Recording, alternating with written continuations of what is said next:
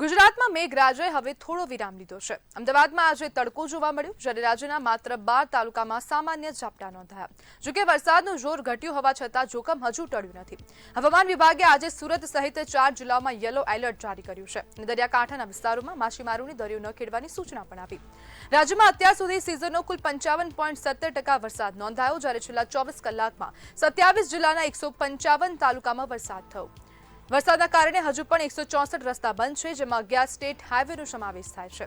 જીએસઆરટીસીની 595 trip અને 135 route રદ કરાયા। જોકે 4616 ગામડાઓમાં વીજ પુરવઠો ફરી શરૂ થયો। બીજી તરફ ભારે વરસાદ અને કુદરતી આફતોના કારણે જાનહાનિ પણ થઈ છે। અમદાવાદમાં મકાન ધરાશાયી થતા વૃદ્ધાનું મોત થયું, જ્યારે પંચમહાલમાં વીજળી પડતા એક મહિલાનું મોત થયું। રાજ્યમાં હાલ 17 એનડીઆરએફની ટીમો અને 33 એસડીઆરએફ પ્લાટૂન તૈયાર છે।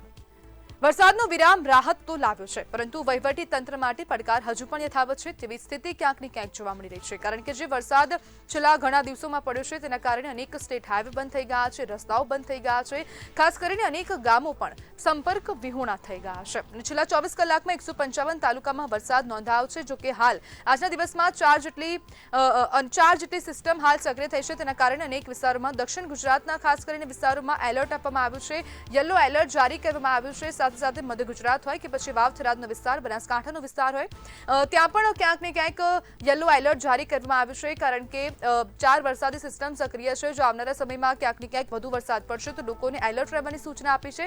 સાથે સાથે તંત્ર પણ હાલ એલર્ટ મોડમાં જોવા મળી રહ્યું છે, પરંતુ વહીવટી તંત્ર માટે પડકાર હજુ પણ યથાવત છે, કારણ કે અનેક જે ખેડૂતોના ખેતરો છે તેમાં ખાસ કરીને પાણી પણ ભરાઈ ગયા છે, જેના કારણે ખેડૂતો પણ ચિંતામાં જોવા મળી રહ્યા છે। અને આજ બધી આપણી સાથે ચર્ચા કરવા માટે કિસાન ન્યાય સમિતિના ઉપપ્રમુખ કમલેશ પાનસુરિયા જોડાઈ ગયા છે। કમલેશભાઈ, વરસાદના વિરામથી ખેડૂતો ચિંતામાં છે કે પછી તેમને ખુશી થઈ રહી છે? ના બેન, આમ તો ખેડૂતો કાયમીના માટે ચિંતામાં જ હોય છે, કારણ કે આ જે વરસાદ થયો છે ને એ ખેડૂતો માટે આફતરૂપ બન્યો છે। ખેડૂતોને 2 વખત વાવેતર કર્યા પછી, વાવણી કર્યા પછી નિષ્ફળ પાક ગયો છે। તંત્ર અને સરકાર ઘોર નિંદ્રામાં સૂતેલું જોવા મળ્યું છે। અમે રાષ્ટ્રીય કિસાન ન્યાય સમિતિમાં લગભગ જૂન મહિનાની પહેલા PGVCL ને જાણ કરેલી કે ભાઈ કોઈ પણ ખેડૂતને વીજળીનું મેન્ટેનન્સ બાકી હોય અને વરસાદને અનુલક્ષીને એના ખેતરોમાં ન જવાય તો એ પહેલા મેન્ટેનન્સ કરી લેવું, પણ એવું કંઈ જોવા મળ્યું નથી।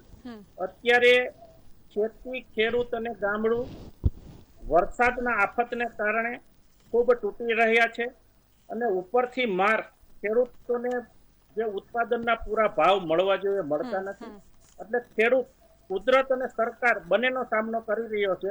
એટલે ખેડૂતને તમે જ્યાં વાચા આપવાનો પ્રયત્ન કર્યો મંતવ્ય ન્યૂઝ દ્વારા, એક તો પહેલા તમારો ખૂબ ખૂબ આભાર અમે ખેડૂત વતી માનીએ છીએ બેન। અને આવા પ્રશ્નો ઉઠાવતા રહ્યો અને સરકાર અને તંત્ર સુધી જે આ ઘોર નિંદ્રામાં અત્યારે ખેડૂતોના ખેતરોમાં પાણી ભરેલા છે, જેને વાવણી કરી લીધેલી છે એ ખેડૂતનું વાવણી નાબૂદ થઈ ચૂકી છે।